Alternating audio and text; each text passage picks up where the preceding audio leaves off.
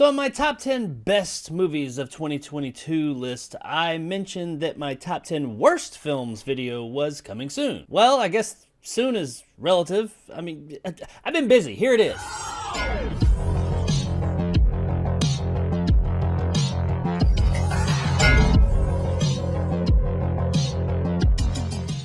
The top 10 worst movies of 2022, or bottom 10 worst, whatever, you know what I mean. So this is the video that people that are interested in yearly ranking videos are really interested in. I mean, sure, we'd like to say everybody is interested in the top 10 best movies of the year, but not really. Everybody likes to hear about the worst movies and how you're gonna shit on them. And I am going to try, in this instance, to not be as negative, and while yes, these movies, none of them are good, I'm going to try not to shit on them too much. I'm gonna try, because oh my, 2022 had some stinkers. Now, as with my top 10 best list of the year, this is my list. Not your list, not her list, not his list, and definitely not that motherfucker over there's list. This is my opinion, and this is also based on films that I saw this year. Every one of these movies, if you want to know even more of my thoughts on them, I do have reviews of them on my channel. I didn't see every single movie out there, and definitely didn't see every single bad movie out there, because if a movie was just pretty much widely known that it was absolute shit, I probably didn't go watch it. It's been a busy year. I tried to waste as little amount of my time as possible. So with all that being said, let's jump right into this literal shit heap with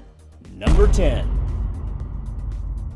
No Exit. Okay, so this is not a absolutely terrible movie. This is definitely the best movie on this list, but that's not saying much. That's kind of being King Turd on Shit Mountain. This is an early release in the year. It starts out okay, I guess. It's not too terribly offensive, but as this movie goes on with its mystery of who is and is not the bad guy, it just gets increasingly more and more stupid. And I can suspend disbelief. I'm cool with that, but this is like so stupid that I just felt stupider and stupider as I watched it, and it kind of actively pissed me off. That, and the movie's just not very well put together, and the twist, the big twist in the movie is just really dumb. And don't get me started on the dumbass shit about the nail gun in this movie. But anyway, yeah, it's no bueno on No Exit. And speaking of dumb, number 9. Shattered is a home invasion-ish thriller that kind of collapses under its own weight. This is another one of those like really high concept kind of movies. I mean, I guess the concept's not really that high, but all the mental gymnastics you have to jump through to make this movie make even the slightest bit of sense is pretty ridiculous. It's got a pretty good cast with John Malkovich and the one guy, I can't remember his name, last name's Monaghan. I really don't have it in me to look it up. He's the kid on Shameless, and he was also the main character in Jedi Fallen Order. He's really good in most things. In this, I mean, he's just kind of there. The idea behind the movie is okay, I guess. It's not too terribly offensive, but when you get into the nitty-gritty of how these things are happening and why, it's just all kind of stupid. What's worse, it's not even that it's just stupid, it's just like, why? There's just no point to this. I mean, yeah, there's a point. There's money. That's kind of like the root of all evil and everything. But not even just that. The whys and the hows and the I just don't give a fuck. When you get to the end of this movie and you know everything you know and why it's happened and how it's happened, you're like, this is just, who cares? On top of that, a lot of the performances are like off. Even John Malkovich, who's usually, you know, pretty reliably good, here he's just really off. This movie's just not very well put together. It's not very good. It's not very interesting. It thinks it's a whole lot more clever than it really is, but at the end of the day, it's just like, I honestly forgot this movie even came out this year until I started looking down a list of movies that I saw. Chances are you've never even fucking heard of it. There's probably a reason for that. And speaking of other movies that you've never heard of, number 8. I Am Mortal is a movie I'm sure probably most of you have never even heard of, and yes, there is a reason for that. However, I was really hoping that this would be one of those interesting little sci-fis that has a cool little story and catch that a lot of people just haven't heard of. The idea behind it was pretty neat. You've got this civilization in the future where people just don't die. There's this procedure that they go through that they just never age, never anything. They get to a certain age, they have this procedure, and they just live that way in happiness for the rest of their lives. There's some Big Brother parables thrown in there, with James Gunn's brother being the guy who runs this world, and the movie definitely thinks it's smarter than it really is. I will say that the movie does raise some interesting questions, and there was a story here that could have been interesting, but that's not the one that they told. Short end of it is you have a group of people within the society that don't feel very fulfilled. They feel like without the fear of death, knowing that you will live forever, you don't ever truly live. So they seek to not end their lives, but end their immortality. And that question about, is life worth living if there's nothing to live for, if there's no fear, if you have unlimited time, is interesting, and it starts to explore it, but then just says fuck it and moves on with some other bullshit. Also, I don't really think that the people within this world would give a shit if you didn't want to live forever. This group of people that say, hey, I want to lose my immortality and just go live normal. I feel like the society over here that lives literally in this giant bubble would just be like, okay, go the fuck out there and do that. We don't care. We're gonna keep on doing what we do. There's just lots of dumbass shit in this movie like that, and there were a lot of interesting ways it could have gone, and it just didn't. It was total, absolute wasted potential. All that coupled with the really kind of lackluster performances in the film just made this one a total loss. But it gets better, or actually worse, with number 7. The Munsters. Man, I wanted to like this movie, but damn it, it's like at every turn, it did everything it could to make me dislike it. Rob Zombie seemed like the perfect fit for a Munsters film. The guy has shown that he is a rabid Munsters fan, and I felt like if anybody was going to do it, he could. He has a true love for the source material, so he's going to treat it with the care that it needed. But we knew something was amiss with the first trailer that we got when it was in vibrant color, and not just color, but vibrant color. It just doesn't work here. That coupled with the fact that the film seems as if it was shot to be in black and white, but they put color in it, it just has a very cheap look overall. But hey, I've watched cheap movies that have great performances, interesting stories, and are still good films.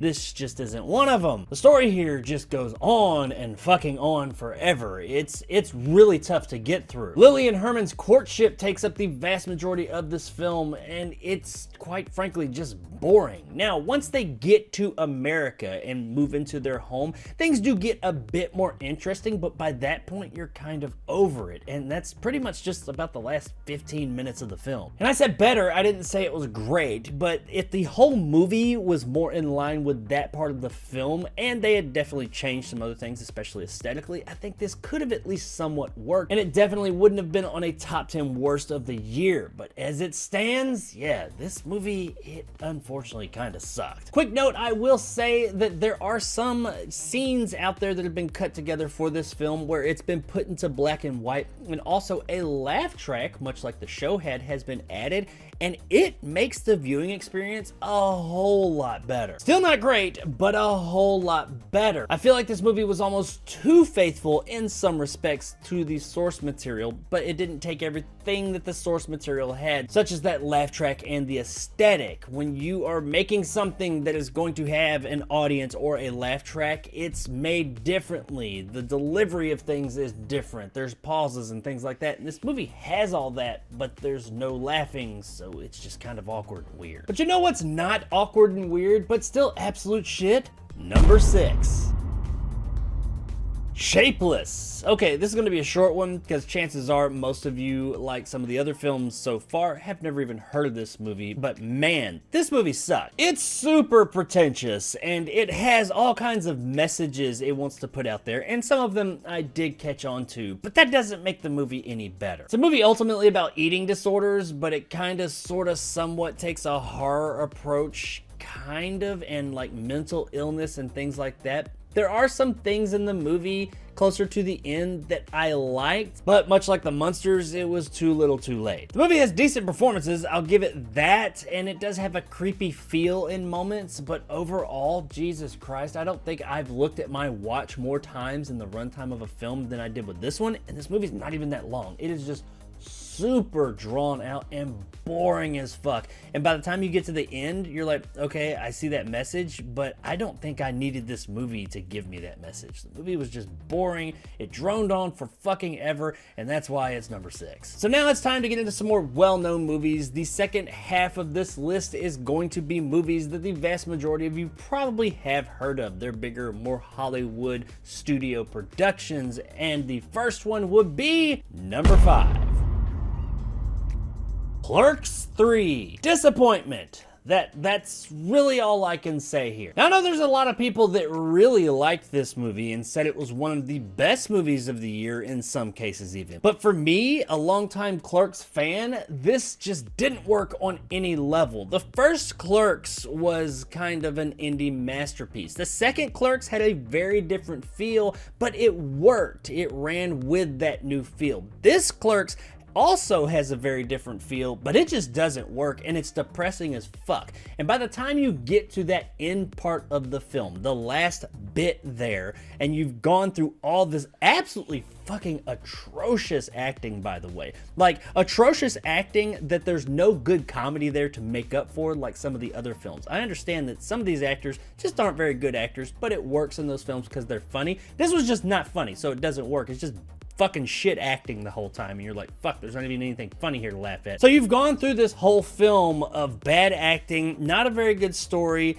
like some member berries that just don't really hit, and just not being funny whatsoever. And you get to an ending that, while yes, it is super fucking depressing, it's also fucking stupid. And there's some things in it that they don't really touch on that I feel like are big deals. There are some people that would be affected by some things in the way that they worked out that I feel like are a huge oversight. Like, this isn't some little thing that you're just like, oh, 1 or 2 people know. No, this is a big fucking deal. There is a person in particular that is fucked mentally and emotionally the rest of their life, but it just kind of acts like that's not the case. While the Clerks movies have always had some heart to them and a bit of drama, this is not it. Sure, people could say, oh, this is the magnum opus, the end of all of it. Yeah, but Jesus, this is not what I came to a Clerks movie for. I don't want to ruin it because the movie does a perfectly fine job of that itself, but just know going into this, if you're a longtime Clerks fan, I mean, who knows? A lot of people have liked it. You may like it, but me, myself, I fucking hated this movie. And it was one of the biggest disappointments of the year for me. Now, this next one wasn't really a disappointment, though I was rooting for it before I saw it, and it's probably one you expected to be on this list because I think it's on everybody's list, and that would be number 4.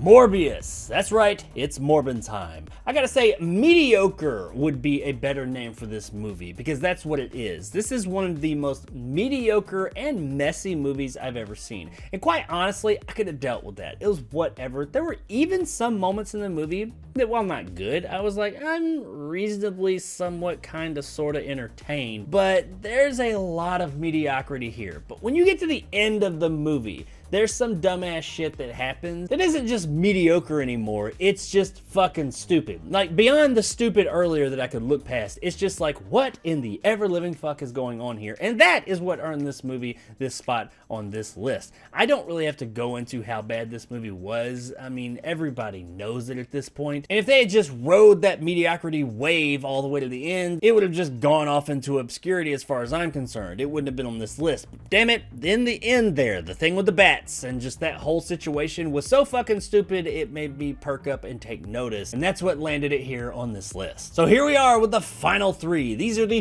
3 worst films of the year that I saw. Now, this was a tough bunch to figure out which one was going to be in which place, but I kind of always knew that these 3 would be there. And quite honestly, this next one could at any given time end up in the number 1 spot as well, but today it is number 3. Pinocchio. No, not that one. That one was actually pretty good. No, not that one either. I haven't seen it, but I heard it's pretty fucking bad. There it is. Disney back at it again. How? I mean, how do you fuck this up?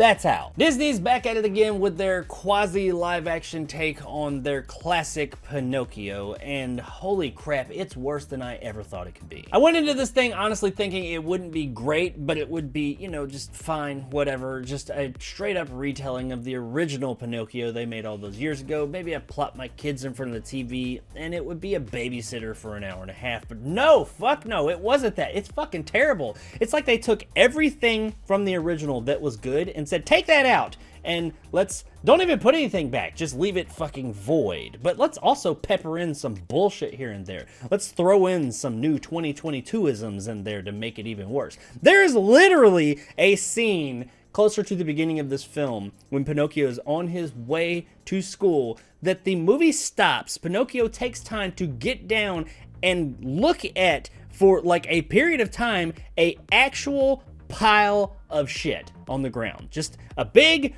hunking pile of horse shit. He just sits there in the middle of the street and gazes at it and looks at it. And I really thought that was just pretty, that spoke to me, because in that moment I felt as if I was Pinocchio.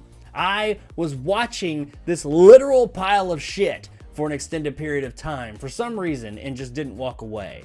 And that really spoke to me, and I found that to be, you know, very poetic. Every bit of heart, every bit of wonder, every bit of anything good from the original Pinocchio story is just totally stripped here. This movie is overlong, it's boring, it has some bullshit messages I think it was trying to cram down our throats, but it didn't even have the energy or enough fucks to give to even try and effectively cram those down our throats. The performances are all fucking terrible. Tom Hanks is in this movie, like not as a voice, but just as Tom Hanks, as Geppetto, and he's terrible. How do you make Tom Hanks not bad, not mediocre, but fucking terrible? How'd you do that? Holy shit, this movie did something truly special, and not in a good special. It took Tom Hanks and made him fucking terrible. It made a very reliable story and made it absolute shit. And it also further solidified my view that Disney needs to fucking stop with these live action or quasi live action remakes at all. Really, just in my opinion, Disney needs to stop all the fucking together, but I know that's just me. But anyway, this movie fucking sucks. Don't watch it. It's fucking terrible. I haven't heard anybody say one good thing about it. But it does get worse with number 2. Thor: Love and Thunder. Yeah, that's right. This movie is on the list and it is number 2. And it was almost number 1, but we'll see why that was in just a minute. But holy shit. I was looking forward to this movie. I like Taika Waititi. I loved Thor Ragnarok. And I like the character overall and that part of the Marvel Cinematic Universe. However, I've made it no secret that the Marvel Cinematic Universe since Endgame has kind of been shit. Anything that doesn't have Spider-Man in it is kind of sucked, and this movie is no different. But man, this one doesn't just suck. It's not just boring. It's not just too long. It is just bad. Like overall, it's a fucking mess. Thor: Love and Thunder is indicative of what the MCU has become. Self-indulgent, ridiculous, messy as hell, unfunny, but trying to constantly be funny slop. The movie looks terrible, it's not funny, its story is just messy as hell all over the place and just not good whatsoever. I was bored out of my fucking mind having to force myself to stay awake during this movie, and was just overall a huge disappointment. Unfortunately for the MCU, this is just where they are. They need some major restructuring and just need to realign that whole thing. Will they do that? I don't know, and I honestly don't care at this point, because I'm pretty much just done with the MCU at this point. They need to do something, and Thor: Love and Thunder ain't it. Now, while that was terrible, there is one movie out there that was worse for me personally. It was the absolute worst. It was terrible. It was the absolute worst film of 2022, and that would be number 1. Crimes of the Future. David Cronenberg, I'm a huge fan. He's made some iconic films over the years, and he hasn't made a movie since 2014, so he's coming back. He's making a movie here in 2022, and he's going back to body horror, a genre he more or less created himself. I was really looking forward to this movie. I couldn't wait to see what kind of mind-bending craziness he was gonna put up there on screen for us, but what I got was just the fuck.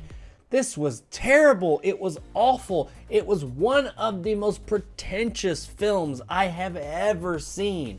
And while, yeah, I understood what the movie was about because it had all kinds of like messages and bullshit going on, it was just fucking stupid. But I can handle stupidity. I deal with it every day, but damn, it wasn't just stupid, it was just bad. The performances all around, pretty fucking bad, except Kristen Stewart. She did really good. I mean, her character's really fucking out there, but her performance was good. But everybody else was just really bad and off.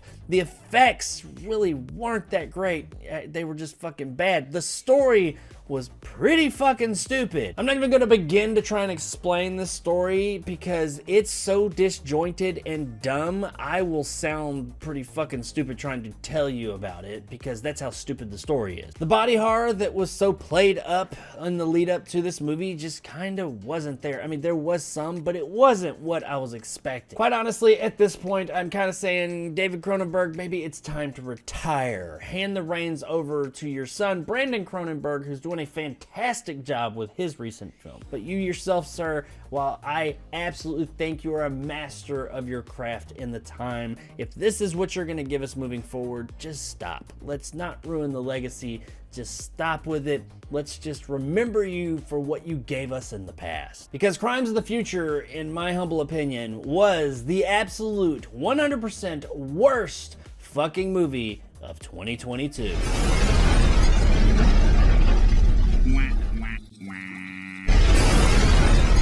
So I hope you enjoyed that list, and yes, I know that nobody's going to agree with every single pick I had on there, but those were my opinions. And if your opinion usually lines up with mine here on the channel, then maybe some of these movies, if you haven't seen them, steer clear. 2022 gave us some fantastic films, but it also gave us some pretty shit films like the ones I just talked about. But what did you think? Did you agree with me in these films? Did you love some of these films? Did you hate them as much as me? Were there some other films that you think should have been on this list that weren't? Remember, I haven't seen everything out there. Let me know in the comments below what you think the worst films of 2022 were, and if you agree with any of my picks. And with that, if you enjoyed and you want more content like this, hit that subscribe button and help my little channel grow. If you want to help out the channel, check out my Patreon in the description below, become a jar and get some of the awesome benefits that go along with that, like these guys, and possibly check out my top tier and become a bad motherfucker like my man Silverlock and Marge G. If you liked what I had to say, give me a like. If not, let me know in the comments below why. And as always, fuck off 2022.